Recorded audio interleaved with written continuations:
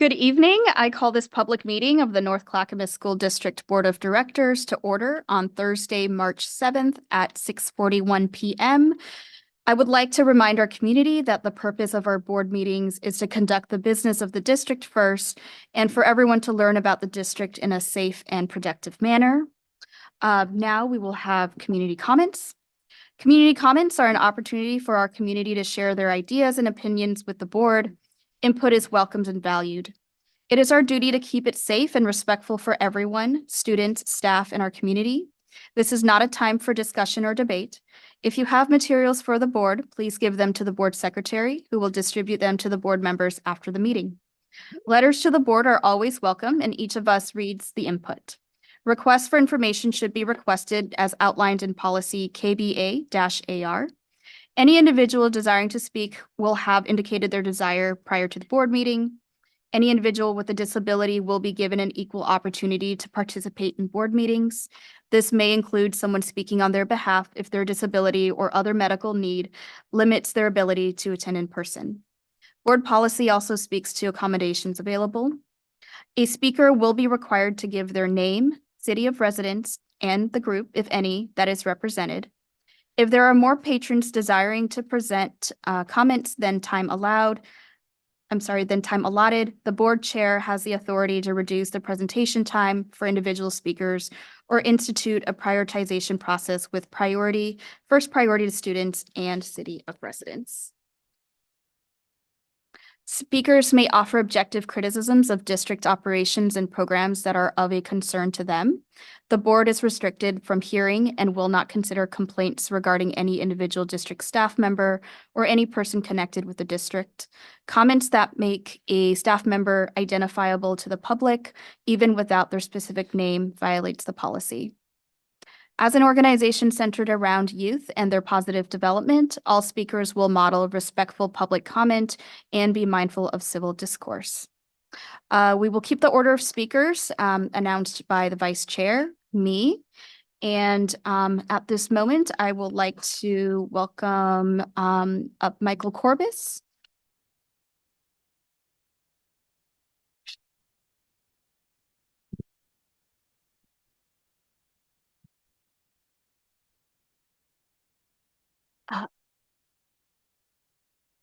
Welcome. Michael, please state your name, your city of residence, group, if you have a group, and then the clock will begin.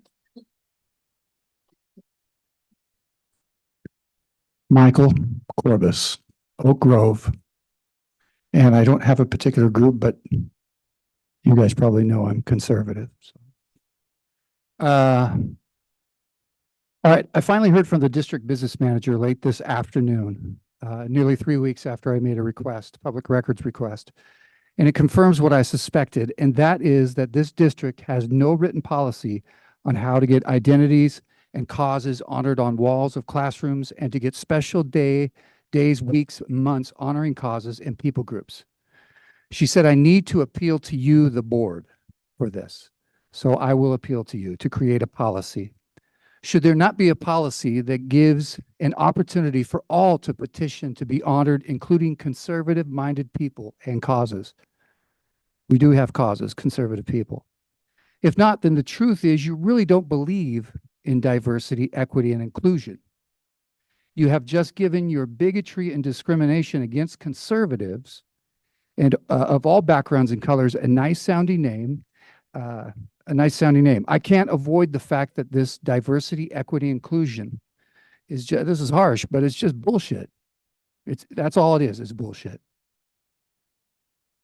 And what is sad is you have probably a bigger problem with the fact that I just said bull, you know what, than the fact that the district openly discriminates against conservatives under the guise of diversity, equity, and inclusion. And I've mentioned these situations a ton, but I'll say it again. Do all students and families get to be included or not? It's BS that a teacher can threaten to have our daughter taken away. How many times have I told this story? Out of spite, in an effort to silence a family from speaking up for their daughter who experiences disability and can't speak for herself. And then that same teacher mocks Christians and conservatives being killed, and you do nothing about either of those instances because we are conservatives. What else am I to think? If that teacher had done that to any of your favorite groups, she would have been fired, and yet you do nothing when it involves conservatives. I think that's totally true. That can't be denied. I say it again. If you're going to preach diversity, equity, and inclusion, you have to include everyone. This means conservative causes, identities, and people groups get to be celebrated on walls and with special days, weeks, and months. If not, then I say again, give us the educational freedom funds to choose to go to a school that includes and honors us. I mean, if you don't want us to be around, you don't like our ideas, give us the freedom. Let us go. It's the only true, diverse, equitable, and inclusive thing to do, isn't it? And just one last thing. We could be done with these meetings if you would just do these things. That's all I'm asking, is for you to take the action you would take if somebody said this about people of color, what that teacher did. Your time is up. Thank you. That's all I'm Thank you for asking. coming. That's all I'm asking. I'm appealing to that. Thank you. Okay, next, hello, can you hear me? Okay, sorry. Next, Genevieve Jolin, I'm sorry. Welcome, and please state your name, your city of residence, group if you have a group, and then the clock will begin. Great, thank you. I'm Genevieve Joplin. I live in Oak Grove, and I am here with the Eco School Network. Good evening, North Clackamas School Board members and school district staff. My name is Genevieve Joplin. I have two students in the district, currently 10th and 8th graders, who have attended North Clackamas School since kindergarten. I was volunteering in their elementary school classrooms and active in the PTO, where I learned about the Eco School Network, a local nonprofit organization training parents, grandparents, teachers, and staff to bring sustainability-related projects to their schools. It is my role as a parent and volunteer that I am here tonight in appreciation. I want to recognize the sustainability leadership that North Clackamas schools demonstrated district-wide way before I got involved. One is through the use of durable, reusable forks, spoons, and trays that were already part of elementary schools. When other districts were struggling to reduce waste from single-use plastic in their schools, it had already been done here. The second is by preventing wasted food by creating share tables so kids could opt for an apple or other item from a school lunch another child didn't have room to eat. The third is through vibrant school gardens, with teachers actively working to incorporate classroom lessons and hands-on activity, resulting in a summertime abundance of produce donated to neighboring food pantries. So after taking the Eco School Network's Change Maker training in 2017, I was thinking about what I could do, and I already knew the challenge that plastic created, so I started a plastic bag recycling program to capture thin film plastic that cannot be recycled with other readily available materials. You all may be familiar with recycling at home, but did you know that milk cartons at schools cannot be recycled because they are generally not empty, clean, and dry? Well, even better than recycling is waste prevention, and my kids' elementary school was one of a handful who first switched to a bulk milk dispenser and durable washable cups. The lunchroom staff was incredibly supportive, and reducing trash in favor of reusable cups was something facilities and lunchroom staff supported. Even the Clackamas County Office of Sustainability helped provide funding, setting up the school for success and being available for problem solving. While the North Clackamas School District has adopted the strategic energy management efforts to reduce energy consumption in its buildings, it's important for students to see the leadership you are all doing as well, which is why the bulk milk dispenser was important work too. And I am here to say you are the leaders that we voted for. Hearing climate action plans of other districts is inspiring because so much of this has been student-led. What seems like a dream to many, electric school buses, is happening in neighboring districts. We know the amazing mechanics program at Sabin-Schallenberg campus. How much more innovative could it be as a partner in preparing the next generation of electric vehicle mechanics? The Eco School Network is ready to support the dreams you have for future students, and we are ready to help advocate for these changes now. Thank you for your efforts in making a better future now. Thank you. And now we will shift to our native land acknowledgement. Director Bauer. Thank you, Chairway. We acknowledge the land on which we sit and which we call the North Clackamas School District rests on the traditional and indigenous lands and village sites of the native peoples of the Kalapuya, Chinook, Malala, and Clackamas. We take this opportunity to offer gratitude for the ability to learn, work, and be a community on this land. And we offer thanks to the original caretakers of this region. We recognize the historic policies of colonization, genocide, relocation, and assimilation that affected Indigenous and Native families, both past and present, and that will affect those in the future, and honor the resilience and revitalization of our Indigenous and Native communities. We pay our respects to the elders, both past and present, who have been the stewards of this land throughout the generations. Thank you, Director Bauer. And now Director McVeigh will lead the Pledge of Allegiance. Please stand.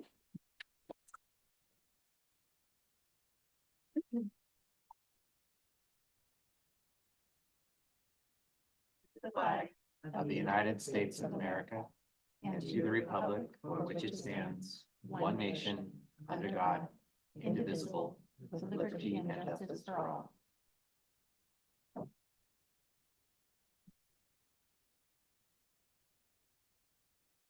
Okay, in the board packet, you will find the minutes of the February 22nd, 2024 meeting of the North Clackamas School District Board of Directors.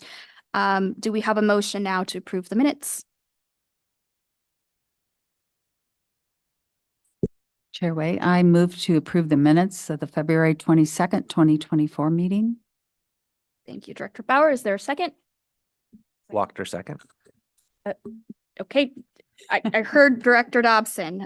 Great. Properly moved by Director Bauer and seconded by Director Dobson. Is there a discussion?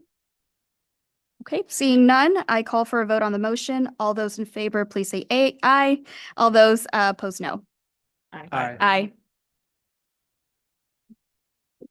And the motion passes with a vote of 6. Chair Benaloga is excused for this evening. Thank you. Now moving on to consent agenda. In the board packet, you will find the consent agenda for this evening's meeting. The items on the consent agenda are A, employment changes, B, contract extension / non-renewals, C, Clackamas Education Service District Local Service Plan, D, 2024-2025 school calendars, E, student Chromebook lease agreement, F, travel requests for Rex Putnam High School baseball, G, travel requests Rex Putnam High School dance team, and H, travel requests Sabin-Schellenberg Professional Technical Center FFA. Is there a motion to approve the consent agenda?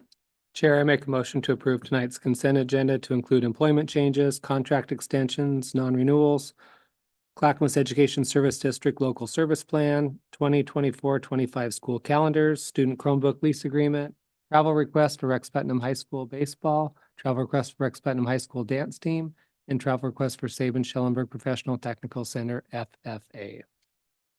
Is there a second? Chair Bauer, second. Okay, I call a vote on the motion. All those in favor, please say aye. All those opposed, no. Aye. Aye. Okay, the motion fails with a vote of 6. I'm sorry. I will rescind that. The motion, yes, the motion passes with a vote of 6. Thank you. Okay, next on our agenda, we have a proclamation to honor Arab American Heritage Month. And I believe we are going to have Director Kemp start with reading the proclamation first. Whereas for over a century, Arab Americans have been making valuable contributions to virtually every aspect of American society in medicine, law, business, education, technology, government, military service, culture, and Whereas, since migrating to America, men and women of Arab descent have shared their rich culture and traditions with neighbors and friends, while also setting fine examples of model citizens and public servants. And Whereas they brought with them to America their resilient family values, strong work ethic, dedication to education, and diversity in faith and creed that have added strength to our democracy. And Whereas Arab Americans have also enriched our society by sharing in the entrepreneurial American spirit that makes our nation free and prosperous. And Whereas the history of Arab Americans in the U.S. remains neglected or defaced by misconceptions, bigotry, and anti-Arab hate in the forms of crimes and speech. And Whereas Arab American issues such as civil rights abuses, harmful stereotyping, and bullying must be combated in the forms of education and awareness. And whereas they join all Americans in the desire to see a peaceful and diverse society where every individual is treated equally and feels safe. And Whereas the incredible contribution and heritage of Arab Americans have helped us build a better nation. thank you. Is there a motion to approve the proclamation?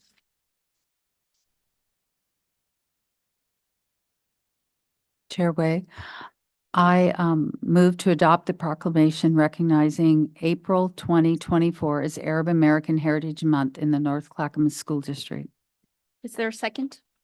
Wachter, second. Thank you, board. Discussion? Yeah, if I may, Chair, I'd just like to take a moment to recognize this rich heritage and significant contributions of Arab Americans.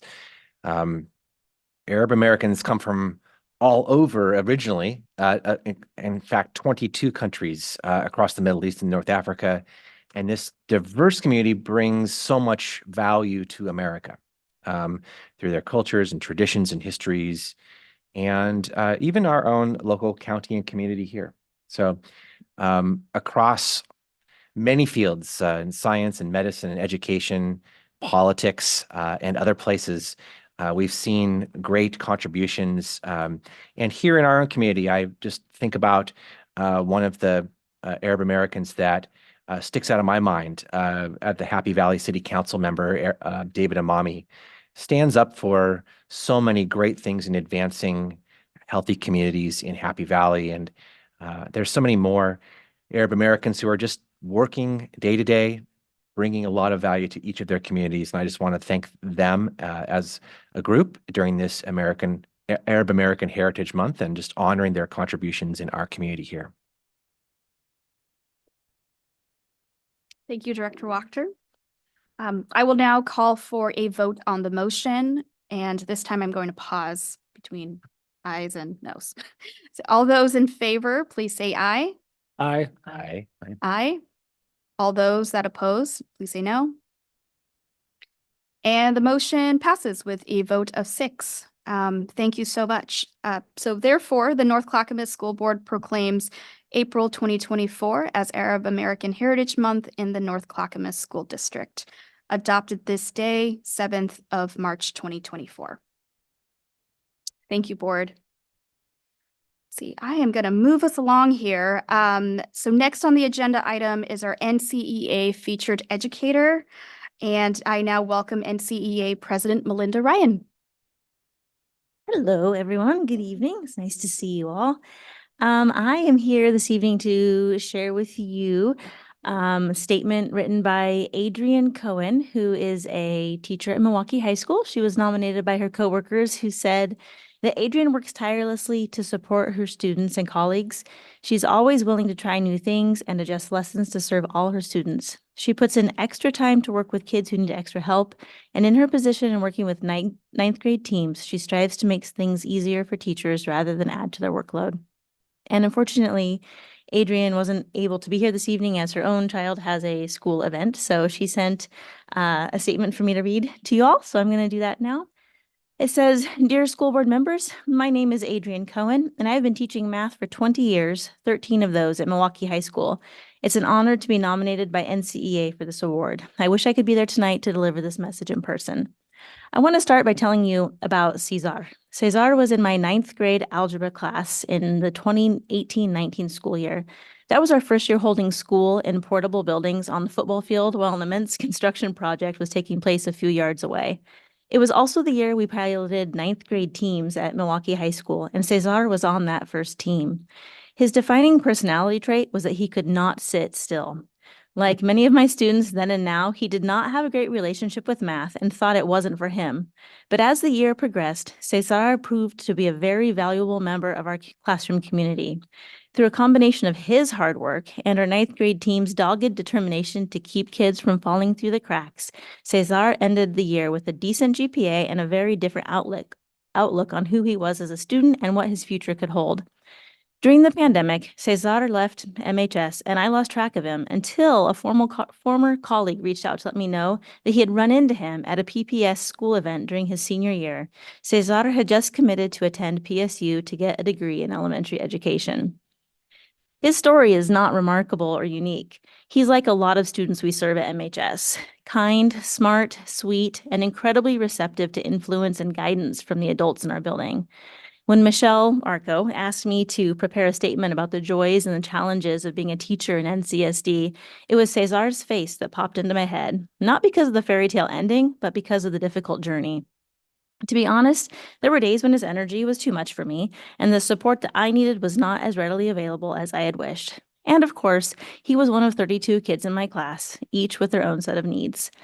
Here's the hardest thing about being a teacher. It's knowing that despite our best efforts, we can't fully meet the needs of all of our students. And as you know, things have gotten even harder in the last few years. We need more teachers, and we desperately need more campus monitors, social workers, and counselors to help our students navigate their lives in a way that will allow them to show up to school ready to learn.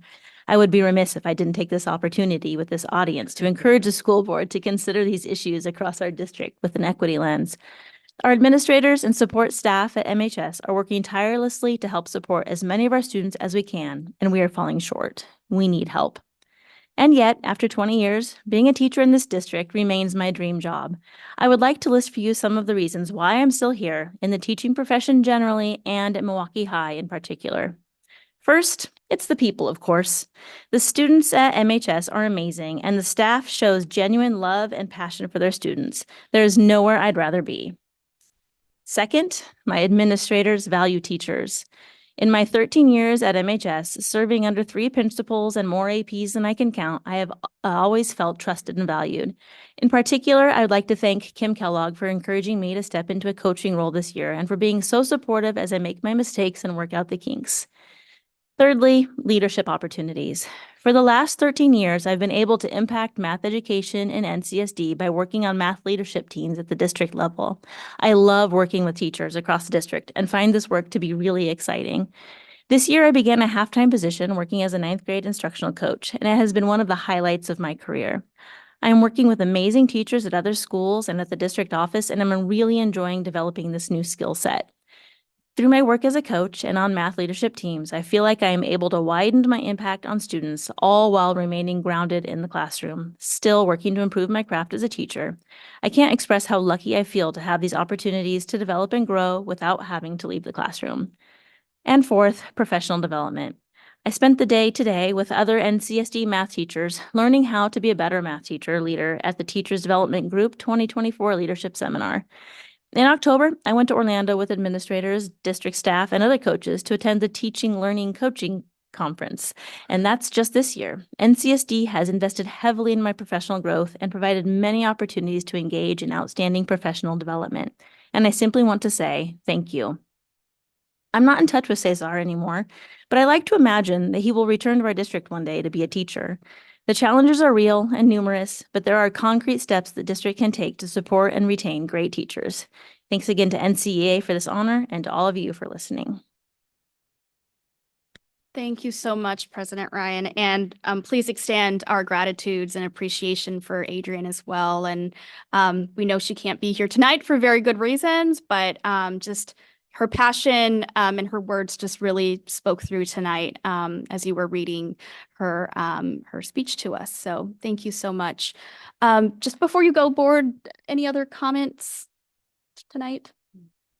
Well, I just want to say, I know for me, math was definitely not my strongest um, area growing up. And so, I struggled quite a bit actually with math in particular. But it's just so refreshing to learn about Adrian's passion and commitment for math, and especially for students, and for the story of Cesar as well. And so we also hope to see him, hopefully as an educator someday. Thank you. Okay, board, we are actually doing really great on time. So for this next part of the agenda, please take some time on here if you'd like, but we are going to discuss our individual board reports. And so for folks who are in the audience or listening, this next agenda item, each board member customarily reports on each of their activity within the school district each month. This is really just an opportunity for each of our board members, if they would like to share what they have been up to.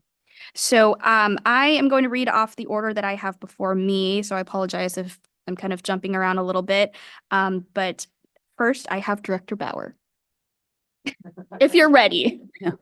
Yeah, Sorry to. no, I am. We ready? I'm always too, yeah.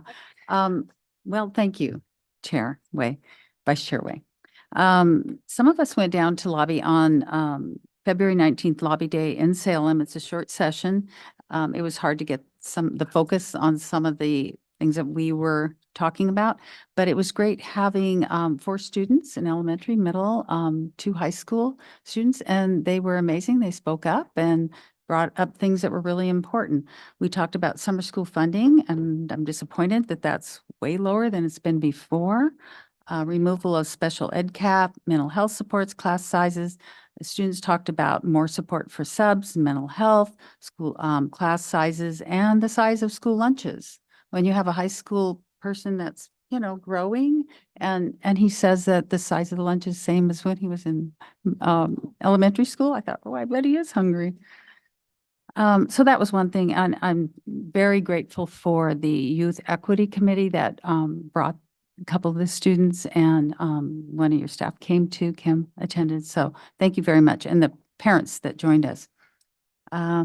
Let's see, I did attend a couple PTA meetings and 2 countywide meetings. One was the advisory board for the parks, because there's some interest there about Wichita, and then a board county commission meeting on February 29th with quite a few of the community there too.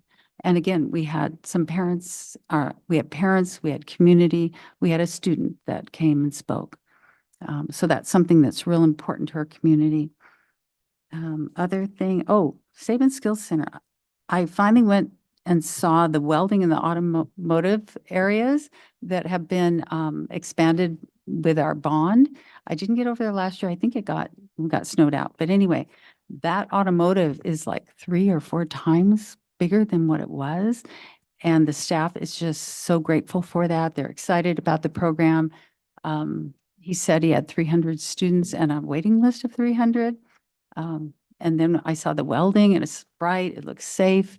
The staff over there is just so excited and so grateful to our community, and those are good paying jobs. I will mention too that this came out, the FFA, and I think we all got agricultural education, and it has an article about one of our students and a teacher that does just great work over there, Miss Mayfield, and a project that they came up with that feeds their stock there in a very creative way. So we have great things going on. We're proud of our students. We're proud of our staff. And we're proud we've got some sporting events going on, and one right now, Clackamas High School Girls is in the state playoffs again. I think they're playing right now or soon. Wish them all luck, the Putnam boys. And then lastly, I'll mention that there was at Happy Valley Middle School teacher Rose Janice. I attended her celebration of life, and it was very touching to hear the stories of the students that she touched. She changed their lives. They bravely spoke about how they changed their whole outlook on education. And Lieber was there too, and she kind of ended the event with pointing out that Rose did attend some of our meetings, and she attended them when it wasn't that safe. But she was one of those in the audience, smiling at us and supporting all the kids and students. So her legacy is that she didn't judge people, that she, she accepted people who they were and gave that smile. But what an amazing event, and a legacy that she left. Thank you. Thank you, Director Bauer, for your report. Next, I'm going to call on Director Dobson. That's me. Thank you. Oh my goodness. Well, I unfortunately had a sick kiddo, so I missed our Youth Equity Advisory meeting that was held most recently. But I did attend the one last month, and I'm just proud always to see the students working so hard to share their knowledge and their concerns with each other, with their peers, and really inspired by their leadership in the room, who encourages them and supports them in the process. I attended the Saban-Schellenberg open house as well, always so fun. And again, inspiring. I talk about our career technical campus to everyone I meet at every possible opportunity. It's probably annoying, but I just can't help it. I have scheduled on my calendar this weekend to attend the Milwaukee High School production of Seussical the Musical. So I hope everyone else is also going to be buying tickets to that. And I guess I'll report on it next month. And then myself, along with my colleague here, Tori, and many staff members have been diligently attending the contract negotiation meetings for our classified staff, which is an enormous investment of time. But I think very much worth that investment in the opportunity to connect everyone in the district in their goals and vision, both for their futures and the best possible outcomes for the students. So happy to continue spending my time doing that. Great. Thank you so much, Director Dobson. Next up, we have Director Kemp. Thank you. I did have a chance this year to go to the full open house at Saban-Schellenberg, unlike last year when it was closed early for the snowstorm. And I've worked in machine shops before. I was completely bowled over with the equipment and the amount of equipment, the types of equipment, and listening to the students that were talking to us as we were doing things, as well as the teachers. And I was particularly impressed with the automotive program. In talking with that teacher, it is the #1 Ford training program in the country. And they produce a lot of really good students, and students that can go out and earn very high wages right out of high school. And there were a number of programs along the same line, the welding and construction, wood construction. It was really impressive. And I also am trying to work with a neighbor of mine who's works for BPA, and they offer a field tour in May at one of their facilities. And so I've talked to the principal over there to see if we can get some students that are able to join that. Hopefully that'll work out for them. So I was really impressed with that. And then I've also been attending meetings with the North Clackamas Education Foundation. And I will check out the play at Milwaukee High School, because when I was in high school, I didn't act, but I helped build sets and worked on our school plays in the fall and the spring. So that'll be fun to see. Great. Well, thank you, Director Kemp. Next, we have Director McVeigh. Okay, I'll be quick. As mentioned, attending OSCE bargaining, which is always fun. You learn a lot and you feel a lot more. Active in the benefits committee, and this board can be rest assured that the right people are in that room looking at maintaining healthcare costs while or containing healthcare costs while maintaining benefits for our groups. A lot of good work, a lot of heavy lifting that goes on with two people in this room at least. And then I don't have ready for you, but I will be sending out, I attended an equity summit for the board, and the slides, I'd like to share those with you. I'm still waiting on a couple. They closed down the website, so I had to ask them to resend them. So we'll see if I ever get them. Did you get yours? No. Okay. Yeah, and then of course, attended the Milwaukee Hall of Fame unveiling sometime last month, and then lots of basketball, like Director Bauer mentioned, and hopefully everyone will go and root on Putnam, and hopefully we'll be able to root on Clackamas after tonight, because you won't make it if you're going to do it tonight. That's it. Great. Thank you so much, Director McVeigh. And then we have Director Wachter next.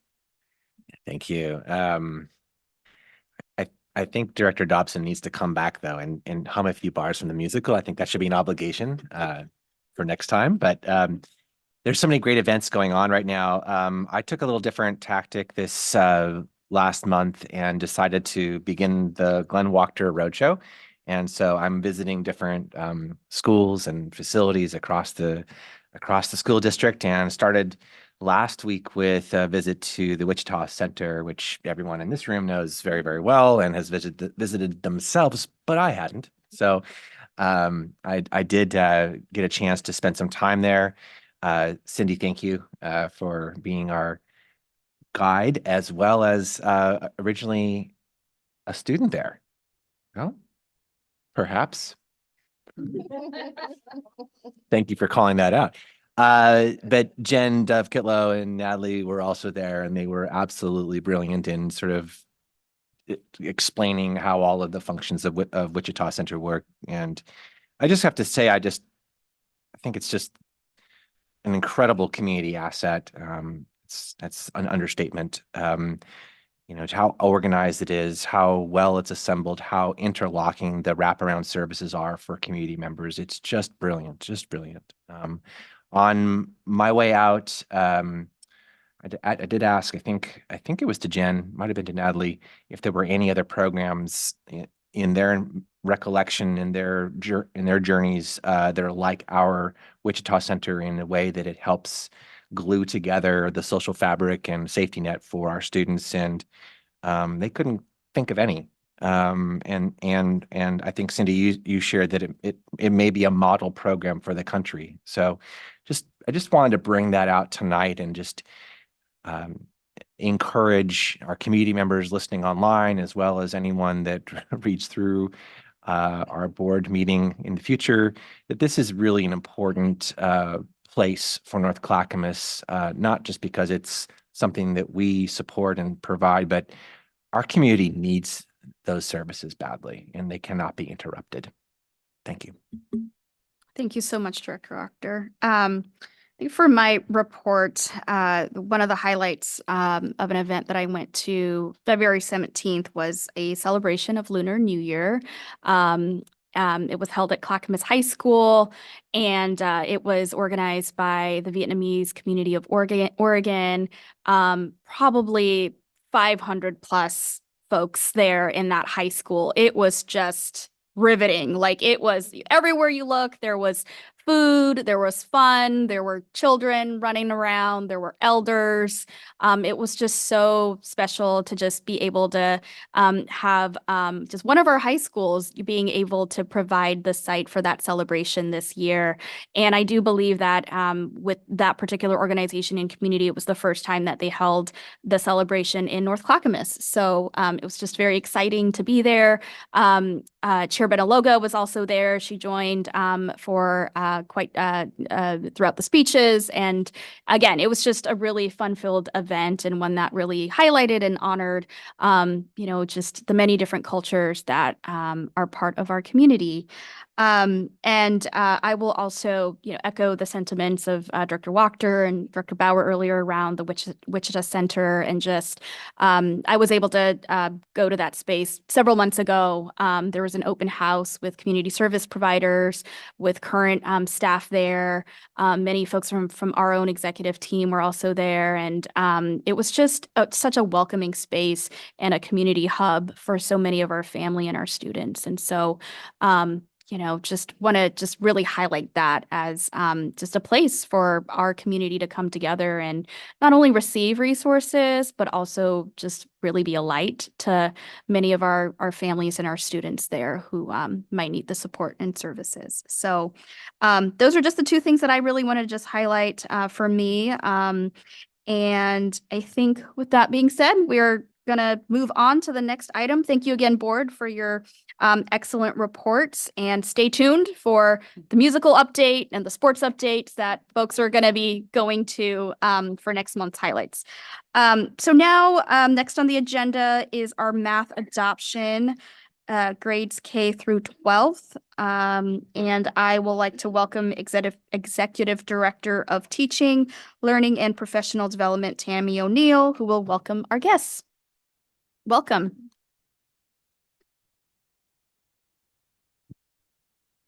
All right. Well, first of all, I have already thanked Melinda for bringing us all in with Adrian Cohen, math teacher. I thought that was a great introduction to our remarkable programming and instructors at our school.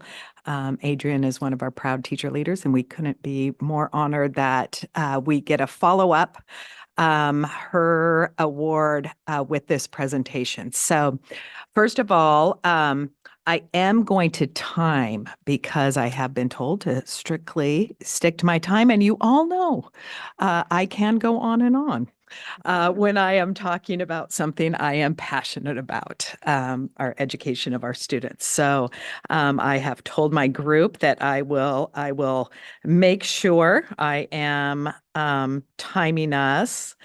I'm going to introduce for you today. You have all met Diana Nye, our wonderful Associate Director of Teaching, Learning, and Professional Development. You have also met Dr. Luke Weinbreck, our secondary math coach, but you have not yet met Chelsea Maciag. She is our elementary coach who is supporting our math program, and one of our we have such a fantastic coaching staff, both in our schools and in our district office. So proud of the huge work we've done. All right. Am I doing this right? Nope, going wrong way. All right. So I wanted to present to you what will constitute a year and a half of work on our behalf. We planned and organized, reviewed, analyzed, inquired, and really dug into the materials that the ODE provided as options for us.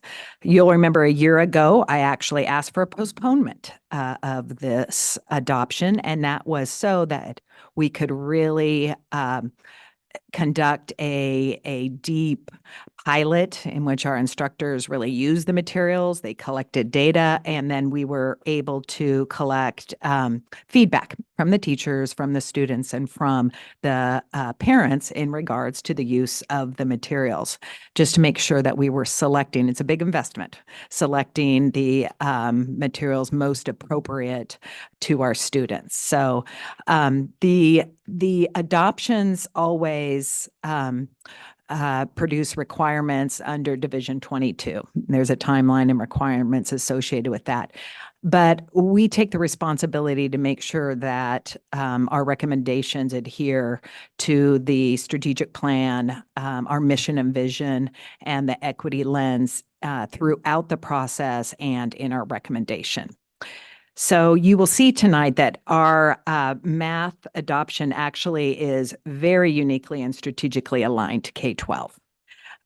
We are confident that the materials will produce the tools needed for instruction that inspires graduates who are empowered to act with courage in life and to strengthen local and global communities, every child in every zip code, and including all gender representations equitably in regard, and in addition to race and ethnicity throughout our school district. We are confident these materials paired with our instruction will elevate the outcomes of all of our students. I'm going to remind you of a presentation that we took you through back in December, just as the grounding, and take you before we go through the actual journey, just to remind you that the purpose and goals of our math programming, which the curricular tools are a central piece, since our instructors will use these to deliver the rigorous and differentiated math instruction. But they are also chosen so that our students leave our buildings and our classrooms and graduate with strong, confident mathematical mindset. They are able to critically and creatively think about mathematics and apply those to those real world scenarios, but also develop the skills that industries and universities are looking for, as far as that collaboration and ability to really tackle problems in creative ways. All right, you ready? All right, I'm going to take you on a roadmap. I will need that. A road trip. And so fasten your seatbelts. We're going to go through a year and a half pretty quickly. Before we start our road trip, I want to just thank there has been so many people who've been part of this work, over 200 teachers who have been on some sort of committee piloting the program. We've had every middle school and 4 elementary schools where students experience the programs the 2 programs that we tried out, as well as community members who gave us feedback. So there has been a lot of people involved. And so just want to take a moment to thank everybody for that. So here's our journey. In fall of 2022, we had some community engagement interviews. We also reviewed the new Oregon math standards as a team. In October 2022, ODE released state-approved curricula. In December of 2022, we selected curricula that aligned with our goals and values in North Clackamas School District. A committee also created a local scoring rubric that included our vision, our mission, our equity lens, and what we believe needs to fall into math curricula. In January of 2023, a committee was formed to decide upon pilot materials. This committee included a representation of diverse teachers, specialists, programs, all of our elementary and middle schools and high schools, and languages. In January and February of 2023, curriculum providers presented, and the committee narrowed it down to the top 2. These 2 curriculas were presented to the community for review. We held an event at Milwaukee High School. Then we started piloting materials. So spring of 2023, we had professional learning for our pilot teachers and pilot classrooms. From there, August 2023, teachers received additional training. It's not easy to implement a new curriculum. And so we had their training on the platform, the online, the physical materials. In fall 2023, teachers and students engaged in the pilot curricula. In fall of 2023, ongoing professional developments and supports through PLCs, content meetings, staff meetings, and there's office hours, optional supports for teachers. In the fall and winter 2023, we engaged in new material in the new materials through Teacher Development Group, who we contract with, and we do lesson studies and our studios, and we'll talk more about that later. In winter 2024, collaboration between curriculum providers and coaches and teachers to just make sure we are teaching the curriculum with integrity for the implementation.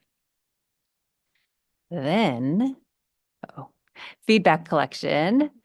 This winter, so 2023-24, all pilot teachers scored using the local rubric we created before, citing evidence from the curricula and their experiences. We interviewed students and how do you feel about your experience, your self-perception as a mathematician, and what are your hopes? Those were super fun and super cute, and I'd love to share those someday. Winter 2023, teachers focus groups came together and we looked at data, student performance, experiences, implementations, teachers' voice. We gathered community feedback through a survey through Parent Square. 78% of families reported positively, stating their child's confidence in math sustained or increased. So that's pretty cool. And then here we are. Yay! Okay, consensus. K-12 program will be a line K-12. And so what we are hoping to recommend here is using the program illustrative mathematics. For elementary, it'll be Imagine Learning. For secondary, it'll be called Amplified. It's a coherent mathematical program achieved by, and it will be supporting K-12 math. So I'm going to hand it over because you're probably wondering what it is to Chelsea. All right. Thank you. Thank you again for having us. I'm going to introduce you to some of the components of Imagine Learning, which is our recommendation for elementary math. Imagine Learning is a problem-based curriculum where students work on carefully crafted and sequenced mathematical problems during most of their instructional time. We're going to look at what a student will experience through an example lesson. Kindergarten through 5th grade, in each grade level, there's 8 to 9 units in their scope and sequence. And in each unit has an Inspire math video.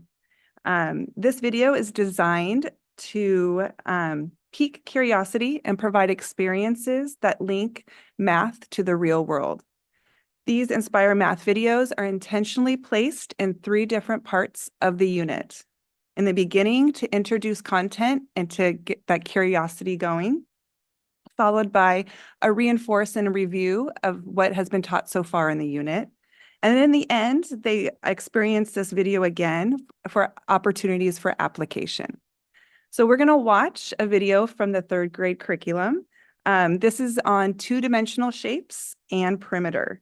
And featured in this video is an architect that built the Aquatic Center for the London Olympic Games in 2012. As a teacher, when we would introduce this video, we would ask them, what do you notice? What do you wonder? And how does math show up in this real world example?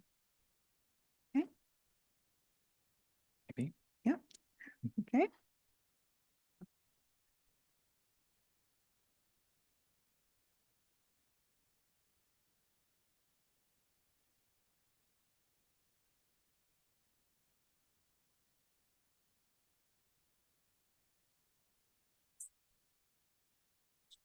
Oh, okay.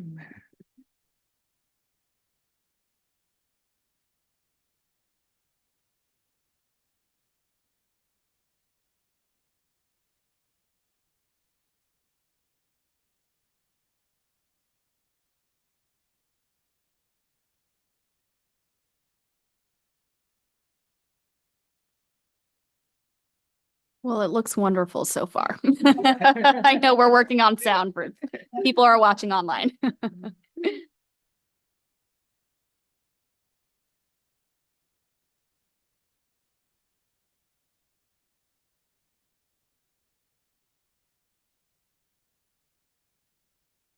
I can narrate the video.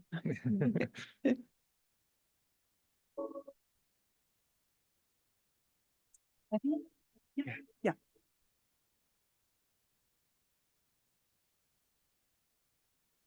Each of these incredible buildings was designed by the same person, visionary architect Zaha Hadid. Architects design buildings, and Zaha was one of the world's most creative architects. Her passion for architecture started at a young age. I think maybe by 11 years old, I was already want to become an architect. She was inspired to design buildings the world had never seen before. One of her most famous buildings is the London Aquatic Centre, which was designed to house the swimming pools for the 2012 Olympic Games. The design process involved a lot of planning. Zaha and her team needed to follow strict instructions, and they needed to draw up plans of what it would look like. The building site was between a river and a busy road. And the building needed to have enough room for 3 swimming pools. A competition pool with a surface measuring 50 meters by 25 meters, a warm-up pool with a surface measuring 50 meters by 20 meters, and a diving pool with a surface measuring 20 meters by 25 meters. The architects arranged the pools in a line and included other sections like changing rooms and seating areas, all within a large curved structure. At its longest point, the building measured 180 meters long. And at its widest, it measured 80 meters wide. By carefully planning and measuring the building, the architects ensured that it fit inside the block of land. Once the design was complete, construction began. And the finished structure was a masterpiece. Okay. So thinking, as we watch that video, we can imagine what students would imagine, what they would wonder, and thinking about the math involved with two-dimensional shapes and perimeter. This is really priming where we're headed in this lesson. These next slides is what would be the lesson that would follow this video. In this lesson, the goal would be to identify the attributes of rectangles, rhombuses, and squares. This activity is designed for students to work together in collaborative learning groups. And not only are they to identify the shape, but also justify their answer based on the vocabulary that they have learned and the skills that they are learning throughout this unit. From there, there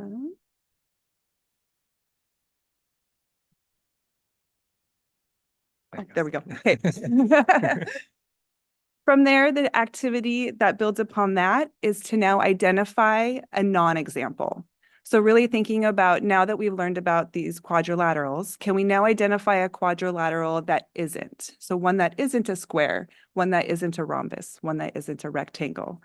And this really gets to the conceptual understanding piece, that if students are really conceptually understanding what it is, and they can explain what it isn't. Well, I also wanted to highlight that in Imagine Learning, all of the slides are provided in English and in Spanish, and they are all provided with teaching notes on the side that can be hidden from student view, but they provide resources for teachers so that they can embed the vocabulary, support questioning strategies, and some of the slides also provide what students might say and how teachers can respond. So it really supports teachers that way. All right, so now we're gonna try it. Thinking, doing some mental math, or if you wanna, keep, okay. We were, yeah. And then at the end of every lesson, there is a cool down, and this cool down is how we can synthesize the information that we've learned, and it's an informal assessment for teachers to inform their teaching for the next day. Thank you.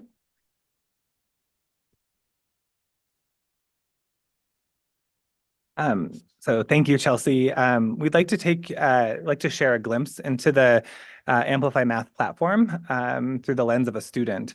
Amplify Math is delivered through the Desmos classroom, where students have the opportunity to engage in digital interactives and collaboration.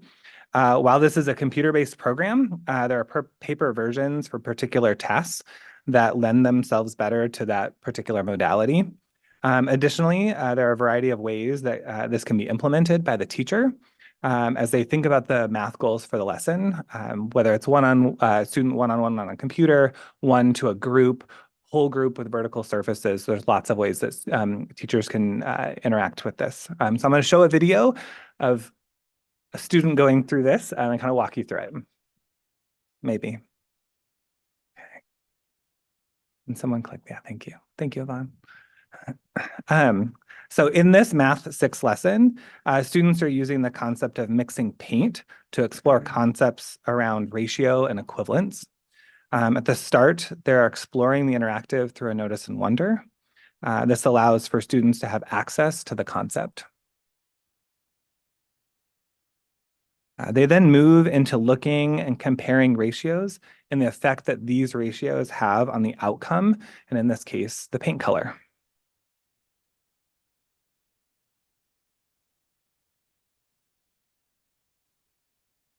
And then furthermore, students are asked and invited to share their own thinking, both in written form as well as orally through collaborative structures. You notice this, as it's entered, other students' responses will show up below that.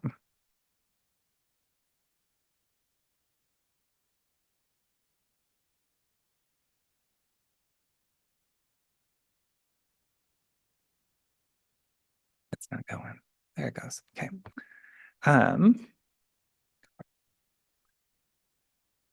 So in this lesson, this is for our high school course in advanced algebra. Students are revisiting concepts that they have learned in Math 8 as they apply it to their new understanding of linear systems. We again start with the notice and wonder as an on-ramp for all students.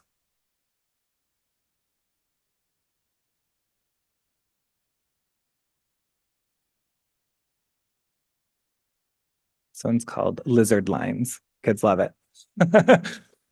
And then students then first attempt to solve the system using any strategy that they're bringing to the table, whether that's algebraic, through tables or graphs, or using the visual that they have on the screen to come to an answer. This is then formalized with a discussion comparing two student work tasks so that they can justify and generalize the different approaches that are being taken through this comparison. There you go. Students then have another opportunity to solve a different problem that really pushes on both their conceptual and procedural understandings. And then lastly, students have a choice in how they are representing this, whether it's graphically, algebraically, and they do this again through a collaborative structure and discourse, mathematical discourse in class.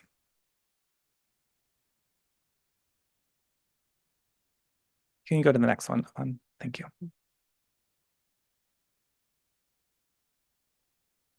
All right, and how are we going to do this? It's our professional learning plan. Next slide, please. Our goal is that we're going to start this spring. So then it's March, April, May, June. We're going to start training our coaches and principals and teacher leaders. We'll begin learning about the curriculum as well as our math framework and how to integrate that work. This summer, we're going to begin with some optional and in the fall, some offered professional development for our teachers on the same things. In 2024, throughout the year, we'll be continuing with support for teachers in the classroom, in professional learning communities, district PD, content meetings, building PD, as well as lesson studies and studios, which we'll talk about in a second. The spring of next year, we plan to come back together, revise the implementation map and the math framework. We will know more, therefore we can do better, right? That's the whole goal. And then next year, the following year, 25-26, we'll continue the cycle. Next slide, please. So thank you, Diana. I get the pleasure of sharing about our focused work towards teachers' learning and practice through participation in lesson studies and studio classrooms. During this process, teachers gather to engage in common learning, a common learning goal related to effective mathematical instruction, which we call the mathematical knowledge for teaching, that then informs an enactment with students of the lesson. During the enactment, teachers are gathering data about what students are doing and thinking about and reflecting on their own practice. After the enactment, we dive deep into the impacts that each instructional move has as it relates to students' mathematical thinking and that development over time. This work occurs in partnership with Teachers Development Group, as well as the instructional coaches in teaching and learning and professional development, building administrators, and of course, our wonderful teachers. So when we think about supporting all students, in order for us to create an equitable mathematic experience for all students, we must intentionally focus our efforts to provide rich, comprehensive, rigorous, standard-based grade-level mathematics instruction.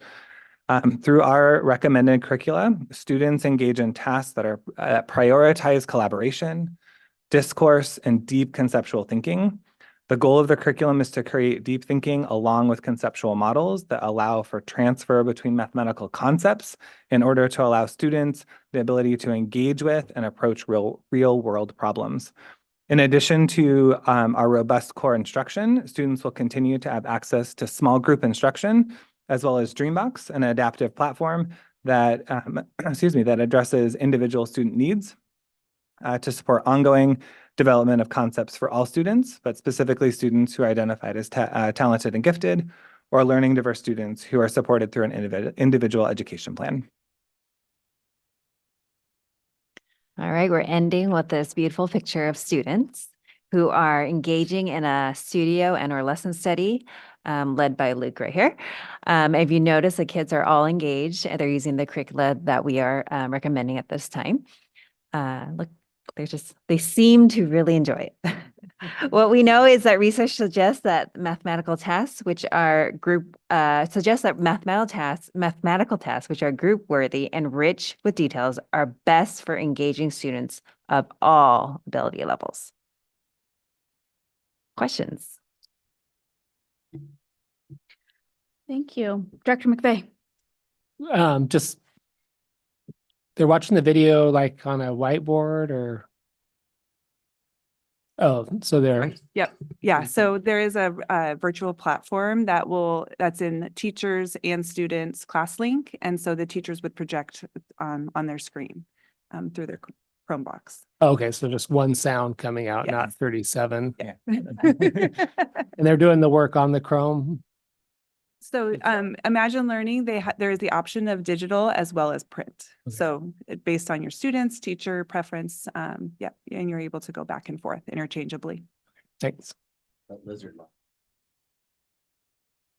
Yes, specifically Lizard Lines is online, but there's some other ones that, lend themselves more to paper when, computationally doing algebra.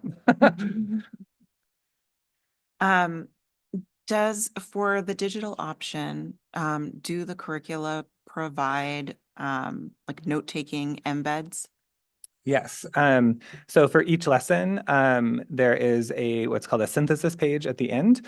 The students engage in the interactive, and throughout that, the teachers are helping students synthesize and generalize their knowledge. And then there's a formal note-taking piece that happens at the end to pull all of that knowledge together, and then bring them into the next lesson. Okay, and that's for the primary grades as well as this is K-12, right?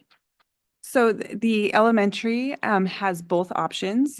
Feedback from elementary teachers, they do prefer paper pencil when synthesizing information. So it's because they can see if there is a misconception, they can see in the process where the student needs support.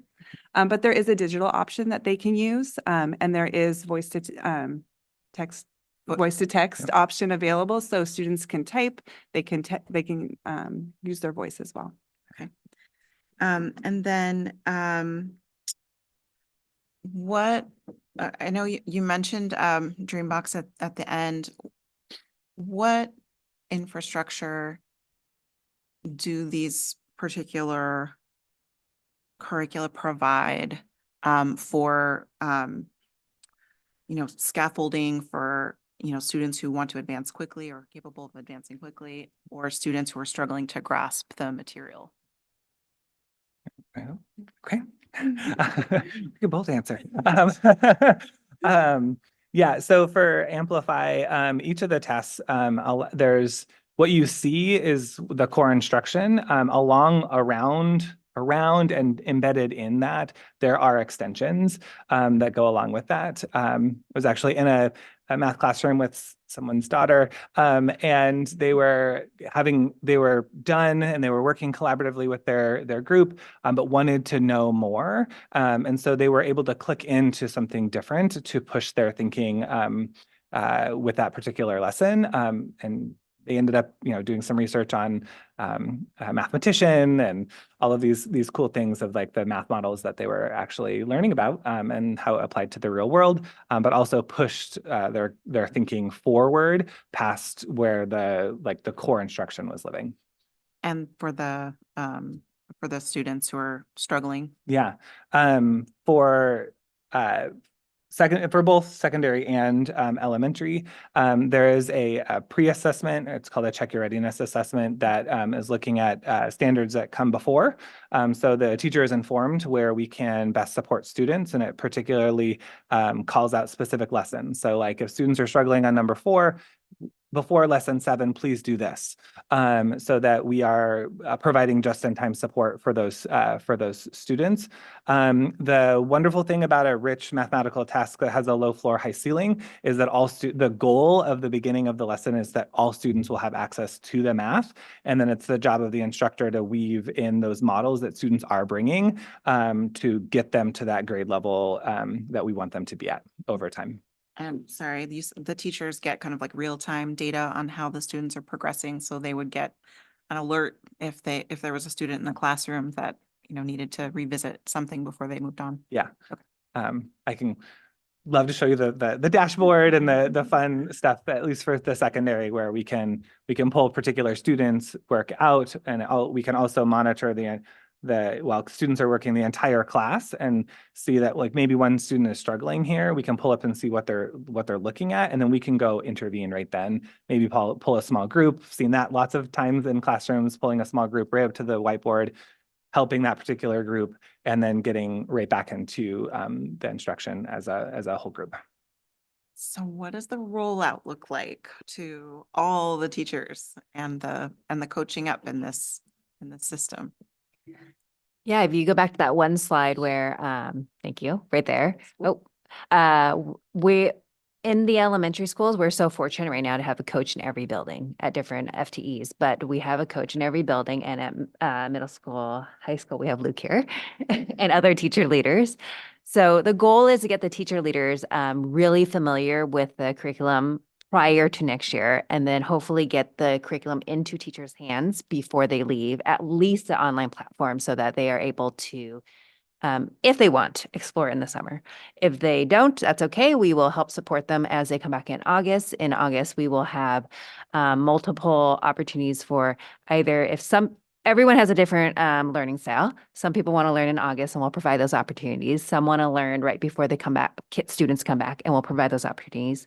We'll also provide after-school opportunities as well as in-building opportunities. We'll continue the lesson studies. So what's the main focus of this period? Let's try it together. Let's plan a lesson together. Let's teach it together. Let's come back, revise. How can we do this better? Yeah. Any other questions? Yep, Director Bauer. Yeah, you said that 70% of the families reported positive experiences. That's great. And you've been testing it more since we last talked to you. And it sounds like you're hearing good things from the students and staff. You said 200 or some have been involved in using it. Can you tell me a little bit more what you're hearing from students and staff?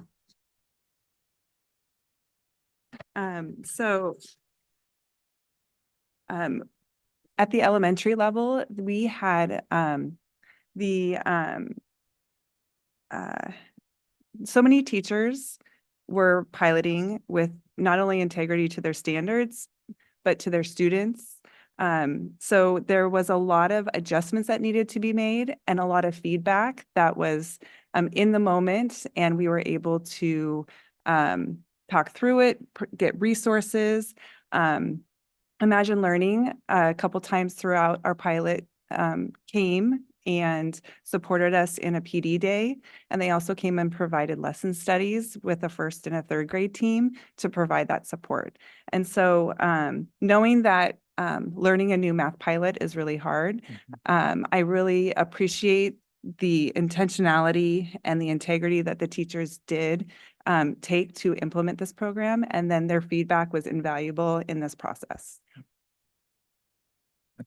I think for secondary, students continually reported how engaged they were in the platform, and how at times like lizard lines might be kind of cheesy to look at, but it really gets them deep into the thinking of linear systems.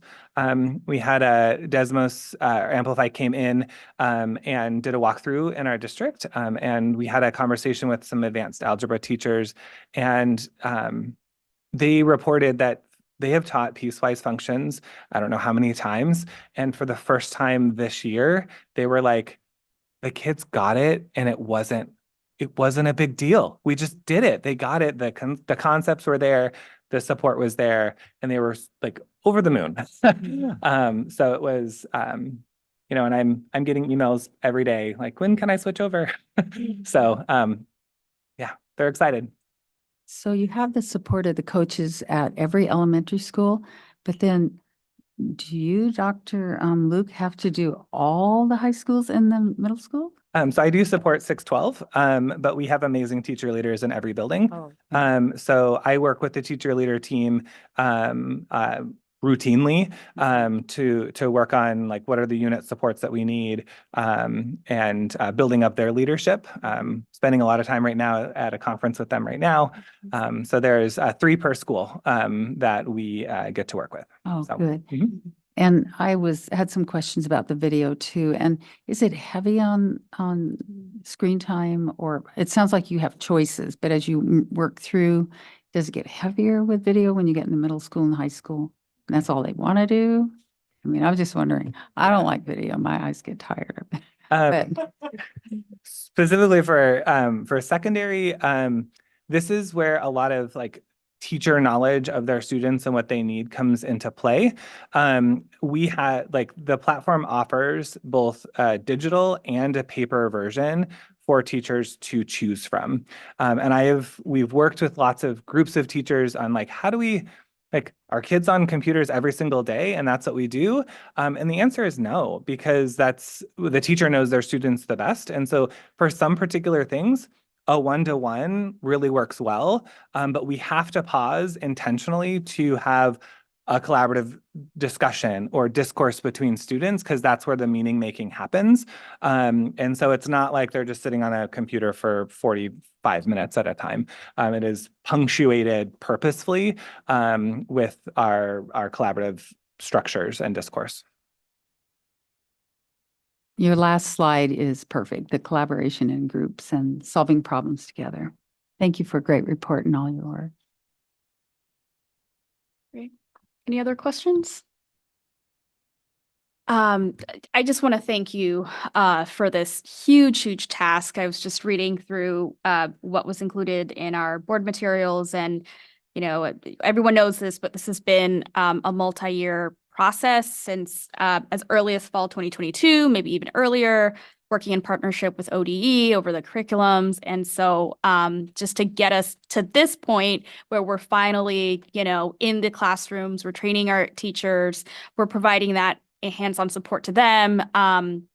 Just thank you so much for the progress that you've already made and for the vision of just math. And, you know, how do we make sure, as Diana said earlier, that every child feels like they can see themselves as a mathematician. So I'm looking forward to hopefully the progress and the, you know, the outcomes of this adoption. And thank you again for being here tonight. Great. So, Board, thanks for sticking through this very long agenda for the evening. Next up, we have the quarterly financial report. And I would like to invite Matt McCara, our Executive Director of Finance and Business Services. Welcome.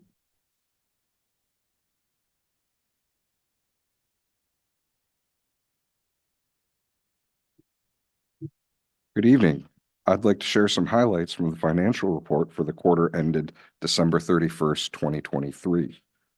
The second quarter actuals currently project an ending fund balance of $55.7 million. This has been revised from the first quarter financial report and is reflective of the final audited numbers for the 2022-2023 fiscal year.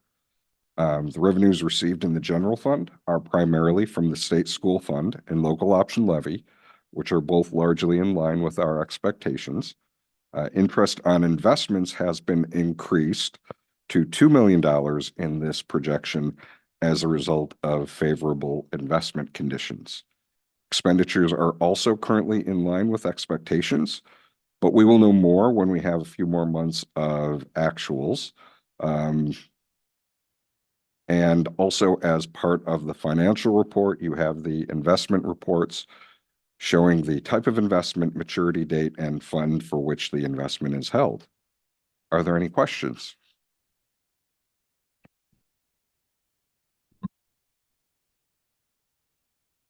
Thank you. Great report. It would probably help if I came to budget committee meeting. So first off there, I'll try to attend. I'm curious of any specific drivers you could think of that brought down the projected fund balance as a percentage of revenue from 21 to 17.99. Any specific thing that you can go, that's the thing? Not one specific thing. I will say, before I answer that, the first budget committee meeting is this Tuesday coming up, 6:30. How come? That's great. Wonderful. We'll have more opportunity to get into more detail about the upcoming year. But the reason that the fund balance is going down, that projected, is just the dynamic that we find ourselves in, where over the next foreseeable years, we anticipate that our expenditures will grow faster than our revenues will to support them. I wish I could point to one single thing that accounted for most of that, but it really is spread across in terms of expenditures. I believe, you can see that the majority of our expenditures are in personnel services. And on the revenue side, in the last fiscal year, about 83% of our revenue was in state school fund alone. And as you're preparing for the next 24-25 budget, looks like there's some opportunities that you call out in this report also. Yeah. Any of those seem like winners, like really high likelihoods? Nothing that I could say with great certainty right now. Those are all things that are possibilities and that keeping an eye on and may be reflected in a future financial the Q3 forecast and possibly a Q3 report or a potential supplemental budget before the end of the fiscal year. Thank you. Great. Any other questions? Okay. Thank you so much, Director McCara. Thank you. Okay. Okay, next up, we are on agenda item 6, 2024-2025 inter-district transfers. This is a discussion item, and I welcome the Senior Director of Equity, Engagement, and Enrollment, Dr. Kalia Williams-Rodriguez. Welcome. Happy Thursday. Good to see you. Tonight before you is a discussion item. I am not seeking action at this time, but I'm happy to share and engage in a conversation about inter-district transfers.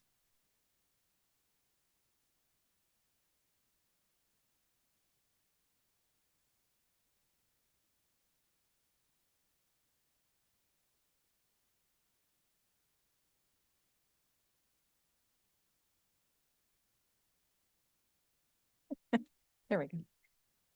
So a couple of things to note is that currently we have a process in our school district where We welcome students into North Clackamas School District who are not necessarily a resident of our school district. So these are the few options that are available to families. One is called the interdistrict transfer. That is a transfer process from one district to another, which will be the highlight of tonight's discussion. We also have, as you know, charter schools within our school district that's available. Guardianship is where we have a power of attorney, where families have temporary guardianship, and families are welcome into our schools that way.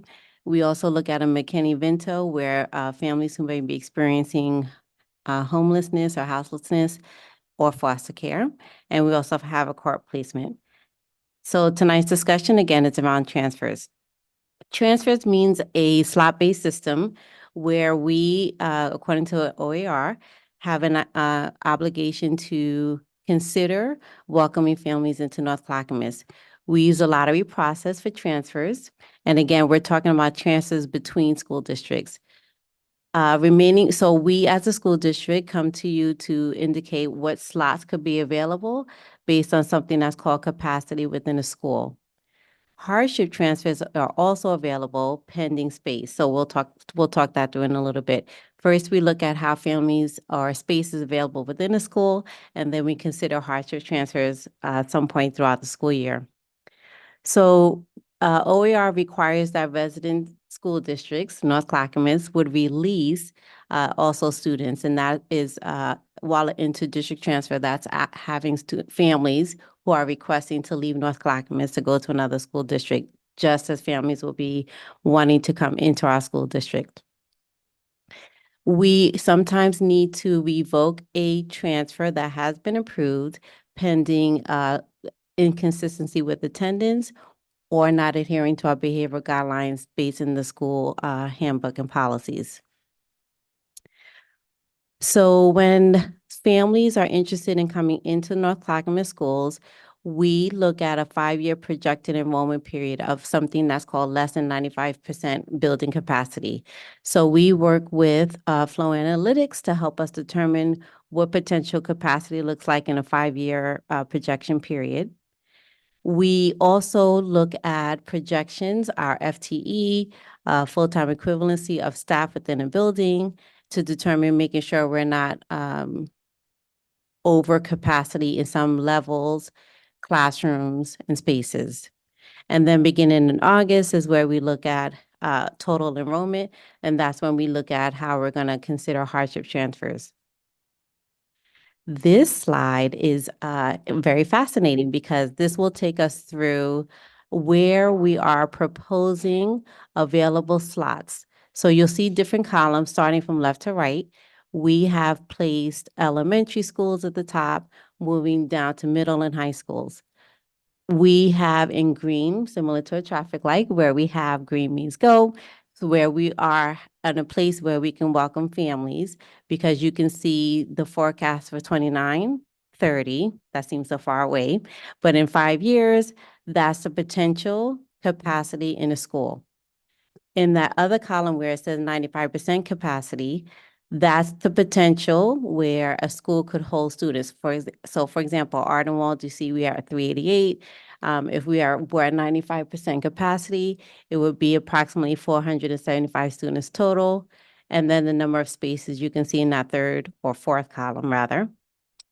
So on the far right column, that very last column, is where each school we are proposing slots available for inter-district transfers.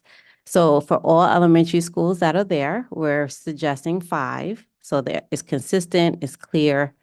What we did to make this determination, we actually worked backwards from high school to see if within a feeder system, can a high school support students, because when they come into our school district, they are welcome into our school district just like any other student until the graduation, till the end of the level. So in working backwards, we see can a high school support the students, and then we consider for middle school and elementary school. And I say that because Vern Duncan could potentially welcome families. We put that as a no because Nelson could not support the students. So there's that part. So in the pinkish color, unlike a traffic light, but somewhat, we are not able to welcome families into those schools because of capacity constraints.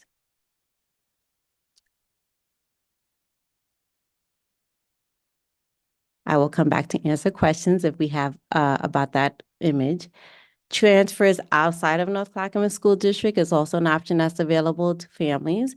We have not in the past restricted any students from leaving, but in order to go into another school district, we need to release them. And there's a place that they asked us to do that so they could be welcomed into their new school district. And that has, as you can see, not resulted in a loss of student enrollment for us. And here is the timeline as we come before you tonight with the recommendations and then seeking action at our next board meeting in April.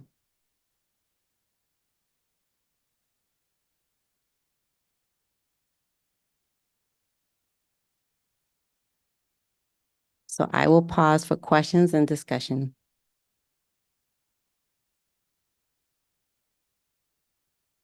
Okay, thank you so much. Board question? Yes, Director Bauer, sorry. No, that's okay. Thank you, Chair Wei. I just want to be sure I understood the numbers. I get into Yes. the numbers again, but you have, so the slots, well, if we look at last year's, I guess that's what I wanted to understand, that last year, there were 70 slots, is that right? Yes, and we increased it to 101. You see that? Yes, Mhm. okay. And then, the net though was 67, is that right? Okay, so that's a loss or gain? It seemed like it was a loss to me when I was looking at it, but Loss of students, what do you mean 67? well, it said, okay, inter-district 109 Mm-hmm. that are going outside, and then coming in was 38 and 4. Right? Yeah, And that was the, two. go ahead, Well, that was the others coming into. into our school district. Yeah. So a loss of, so it seems like that would be a loss Of of students. 67. Mhm. Okay. Yes. One place I thought it said a net. I think gain. that was the attachment B from what I Okay. remember. Mhm. Okay.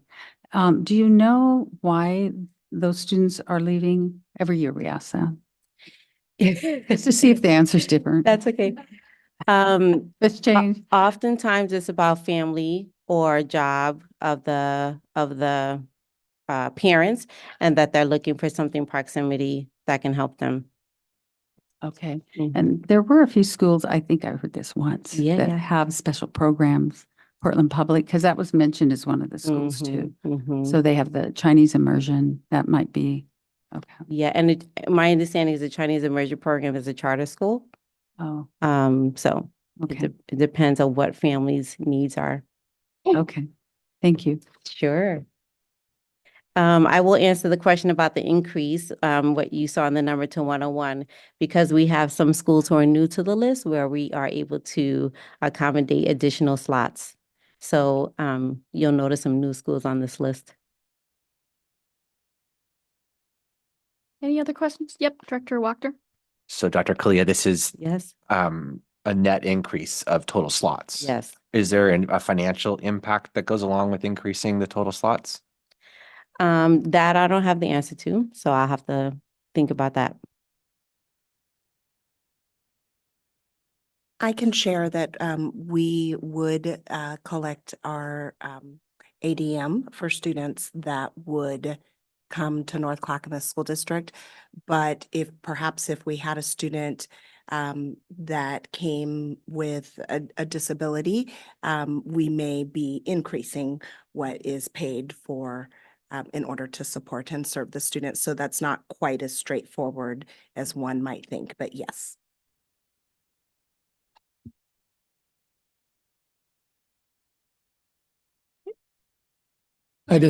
No question, just a comment about East Side middle schools, the size of the two that we have, it's scary. Mhm. So I see, Nelson over capacity projected already, boundaries. Yeah, So. Thank you. Thank you. Sure. Thank Thank you you. so much for this presentation. You're welcome. Okay, let's see, we are going to move along. So agenda number 7, construction bid award, Southeast 162nd Avenue Extension Project. This is a discussion/action item. And after discussion, board, we will be voting on this item. I will welcome now our Assistant Superintendent of Operations, Cindy Detchen. Thank you, board. I appreciate the opportunity to bring you 3 agenda items tonight. Here's one of 3. When we built Scouters Mountain in the previous bond, not the 2016 bond, but the one prior to that, the city of Happy Valley put a condition on that building. They knew at some point down the road they would be extending 162nd Avenue through there. They weren't that far along, and so they wanted to put the condition on that we would at some point help them connect that road to the school and create a new entrance. They finished their long-term plan. That has been done. And so we are now at that portion of time where we are ready to build our portion of 162nd and a new driveway that would come into Scouters Mountain. It would change the main entrance of the school to the 162nd as a main collector road, alleviating a lot of the traffic that goes on 172nd currently, which is the current entrance to that school. So we went through our procurement process. We went out for bid, and we have accepted the bid for Western United Civil Group. And we are seeking your approval to award this extension project to that group in an award not to exceed $2,399,000. Thank you. Is there a discussion? Question, since it's a have to, not a want to, but was this within our scope of what we thought it would cost? Or just way more than we had planned? I think it's definitely within the scope. We had estimated 3 million at one point, and so we're under that. Just as a reminder, this board did declare that a portion of that property also surplus. So once this road and this driveway is built, we can then sell the remaining portion of that property. And so there'll be a little bit that comes back into it as well. Chair, I recommend approval to award the Southeast 162nd Avenue Extension Project to Western United Civil Group for a total award not to exceed $2,399,000. Wachter, second. Great. Properly moved by Director McVeigh and seconded by Director Wachter. Is there additional discussion? Okay, seeing none, board, this is going to be a roll call vote because there is money involved. And so I'm just going to do the vote in order of your last name alphabetically. Director Bauer. Aye. Director Dobson. Aye. Director Kemp. Aye. Director McVeigh. Aye. Director Wachter. Aye. Director Way votes aye, and the motion passes with a vote of 6. Thank you. We're going to move on to agenda number 8, construction bid award, Beatrice Morrow Kennedy Elementary School modular classroom installation. And after the discussion, we will also be voting on this item. I welcome again our Assistant Superintendent of Operations, Cindy Detchen. Thank you. At a recent board meeting, I sought your approval for the purchase of the modular classroom. Again, it is 1 unit, but it has 2 classrooms, meet all the standards of our regular classrooms in that school, and provide some additional classroom space.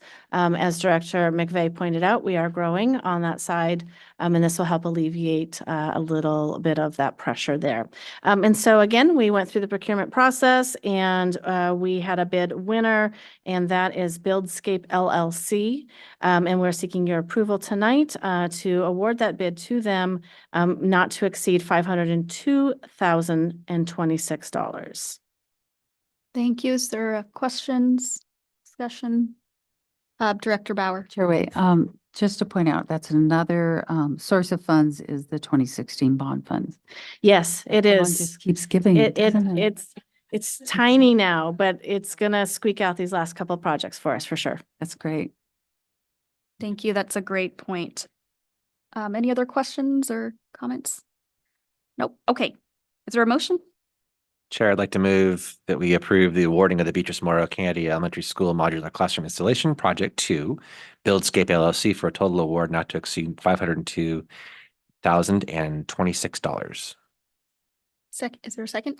Bauer, second.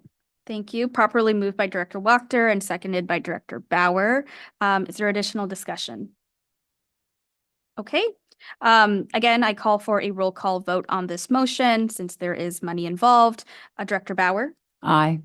Director Dobson, Aye. Director Kemp, Aye. Director McVeigh, Aye.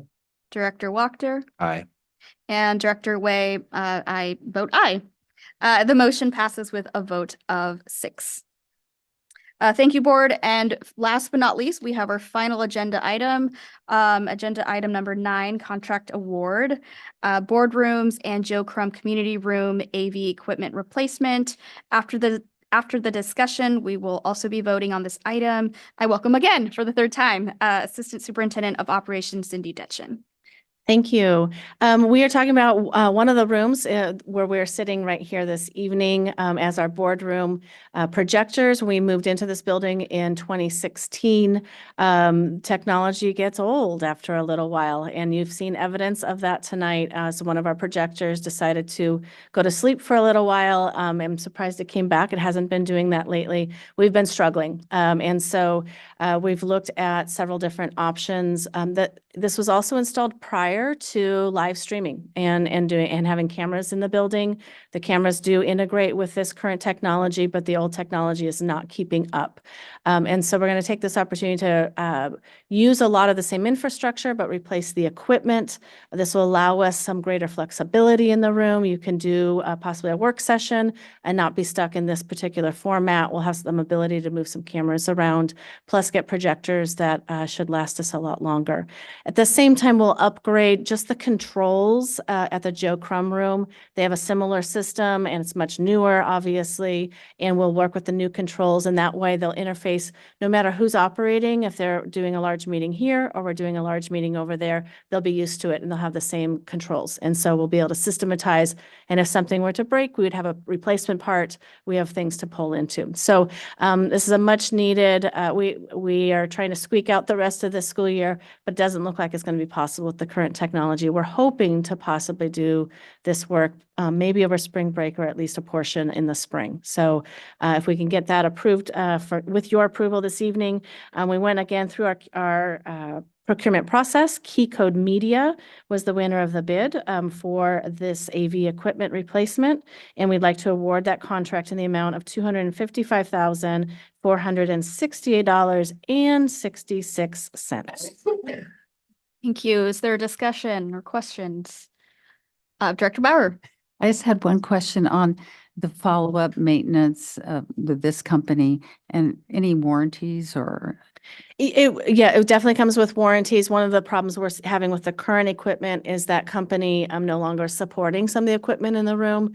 This company has been around for quite a while. They have a really good references, and we know that they'll be able to maintain that. And there's always warranty with new equipment for sure. Great, thank you. Director Kemp.